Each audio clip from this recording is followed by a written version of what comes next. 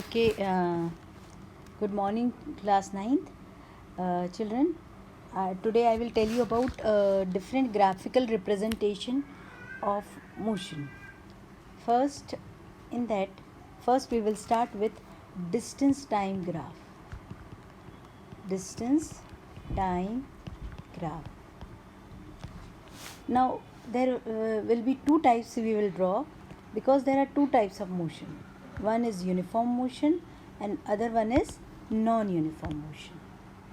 Okay, you already know what is uniform and what is non-uniform. When an object travels equal distance in equal interval of time, suppose a car, if there is a car, it is moving in a road, there is a car which is moving on the road, and for every 1 hour it is covering 5 kilometers. Okay, first 5 kilometer in 1 hour, then next 5 kilometers in 1 hour, then next 5 kilometers in 1 hour. That is uniform motion. We are not changing the speed, we are not using accelerator while driving vehicle. That is uniform motion. But in our daily life we are using having non-uniform motion because we have to start from home again with zero speed, and then we have to come to a main road. Again there is lot of traffic, we have to apply brakes at so many times. So traffic, therefore always the motion is non-uniform in practical life. Only in highways or where there is no traffic we can use a uniform motion, that is also for very short period of time. Okay, so in uniform motion, when we plot distance time graph, children, it comes out to be, this is say distance we take along y-axis and time we take along x-axis. Okay, it will come like a straight line which is inclined to time axis. A straight line will be there. Why? Because with the distance time is increasing. As we go on increasing the time, distance also increasing. So a straight line and inclined with x-axis is drawn. And in uniform motion, when we plot distance time graph, we have to write various point in that. When we are explaining distance time graph, children, first thing you should write that distance time graph is plotted between distance and time, and taking distance along y-axis and time along x-axis. Second point should be the type of graph you obtain. Here a straight line inclined to x-axis or time axis. Third, what is the importance of this graph? Three things should be there in your explanation. First, definition. Second, the representation, how the graph comes. Third is the importance. So here, what is the importance of distance time graph? The slope of this distance time graph. Slope of distance time graph gives what? It gives velocity, or you can say speed of vehicle. Okay, this slope means inclination. More is, it is away from time. Suppose if we consider these two lines, say I am using red pen for this. There are two cars, say A and B. From the graph you can say which car is moving fast. Children, which car will be moving fast? B. Why B? Because the slope B, this slope is more. Slope of B is more than slope of A. This is the importance of this graph. Why we are representing, graphical representation is needed in motion. Just by looking it, we can see that whether the particular vehicle is moving in which type of motion, what is the speed, what is its acceleration. You can easily interpret it. So for again, the distance time graph for uniform motion is a straight line inclined to time axis. And which type of, what is the importance of this graph? The slope of this, the inclination gives the speed. More the inclination, more will be the speed. That is, more is far from time axis.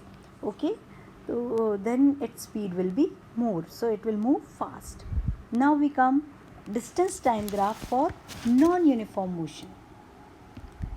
For non-uniform motion, distance time graph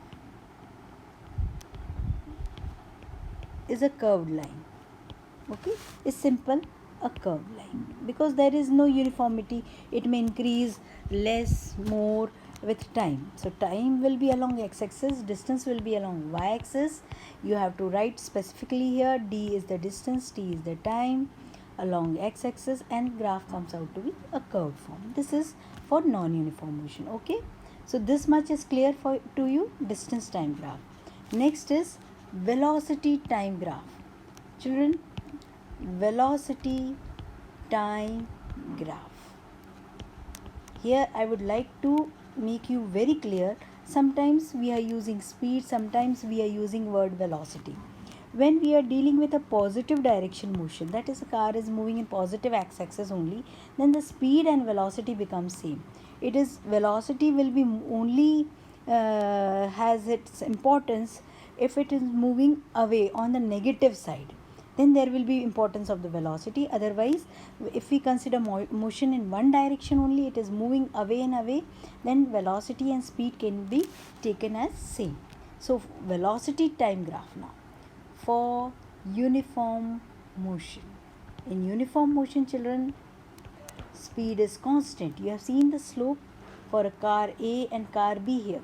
If slope of car A comes out to be 20 meters per second, okay, for slope B it comes out to be 40 meters per second. That means the speed of A is 20 and B is 40 meters per second. So speed is always constant. For uniform motion, speed is constant. It means that is same. So if we plot a graph between velocity and time, taking velocity along y-axis, time along x-axis, then for uniform motion it will be a line parallel to time axis. Suppose this is 20 for car A, 20 meters per second, then this will be a constant line. See, constant line. As time goes on increasing, speed remains same. So this is graph for uniform motion of velocity time graph. And what is importance, children? Importance of this graph is that the area around this, suppose this is time is 2 hours, and we have to find how much distance the car A has covered in 2 hours. How much distance this time is, say I am taking as 2 hours from zero origin position from where it has started, then how much distance the car A, which having speed 20 meters per second, has covered, then we can easily find it. How? We can find area of this rectangle, shaded region. What is area of this rectangle? Length into breadth. What is length? 2 hours, this much. See, one thing is there. Time here I have taken hours, here it is meters per second. Let me take for, in order to understand, now you will, because then you will have to convert 2 hours into second. 1 hour is how many seconds are there in 1 hour? 60 into 60. 3600 seconds. Okay, then 2 hours will be 2 6 are 12, 2 3 are 6 7 8200 seconds. Okay, so length will be this 8200 seconds, and what will be the breadth? 20. So if we will multiply this, 16400 meter per second, meters only, this will be distance. Okay, this is distance. 16400 meters will be, or you can convert it into kilometers, you will get 16.4 kilometers. So the area under, why the unit is meter? Because here length is in time, time is in second, and what is breadth? It is velocity, meters per second. Second and second will cancel, you will get answer as meter. So the answer or the area under the graph of velocity time gives what? Gives the distance covered by the body. Very important. Distance covered by the body. This thing, this concept is important because in JEE and many different examinations, graphical questions do come, and you have to be very particular about it. Where to find area, where we have to find slope. Okay, so this much is clear. And for non-uniform motion, children, for non-uniform motion, the line will be, velocity time graph will be, there are two conditions under non-uniform motion. One is uniformly accelerated motion and one is non-uniformly accelerated motion. In uniformly accelerated motion, the velocity time graph, this is velocity, this is time, it comes out to be a line inclined to time axis. This is the x-axis and this is y-axis. This is for non-uniform motion only, but under non-uniform motion we get two things. One, uniformly accelerated, the other is non-uniformly accelerated. Uniformly accelerated means, as you have learned in Google Classroom, I had given you notes that whenever there is equal rate of change of velocity with respect to time, change in the velocity is same. If we are increasing or decreasing the speed at the same rate, with 1 hour I am increasing my speed as 10, again for next my speed becomes 20, then 30, then 40. So at the rate of 10 I am increasing it. This is uniform accelerated. And for non-uniformly, sometimes 2, sometimes 3, sometimes 4, that is non-uniformly accelerated. So for graph for uniformly accelerated motion comes out to be a line inclined to time axis, and for non-uniformly it will come out to be zigzag like this, anything like this. This will be time, this will be velocity. What is importance of this graph? Children, again, area under this graph will give what? It will definitely will give displacement or the distance as earlier. Distance, area under graph will be distance. And there is one more thing we will get from this, the slope.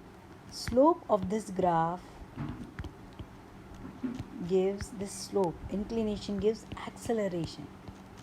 It gives acceleration. Here this much. Suppose this is car A and let us consider again a car B. This car B will be having more acceleration than car A. It will be moving fast. So this thing should be clear. The slope gives the acceleration of a graph of velocity time graph for uniformly accelerated motion. Suppose someone asks, draw acceleration time graph for uniformly accelerated motion. Suppose a question comes. Okay, see here, up to this much everyone, I think everyone must have understood the slope of this velocity time graph. Uniformly accelerated motion gives acceleration, and acceleration is constant for uniformly accelerated motion. Now I am giving you two questions to do. Question 1 and question 2. One is, draw acceleration time graph for uniform motion. Second, draw acceleration time graph for non-uniform motion. Okay, these are the two questions you have to do, and you have to show me in WhatsApp. Till you will have time till tomorrow, please show it in WhatsApp.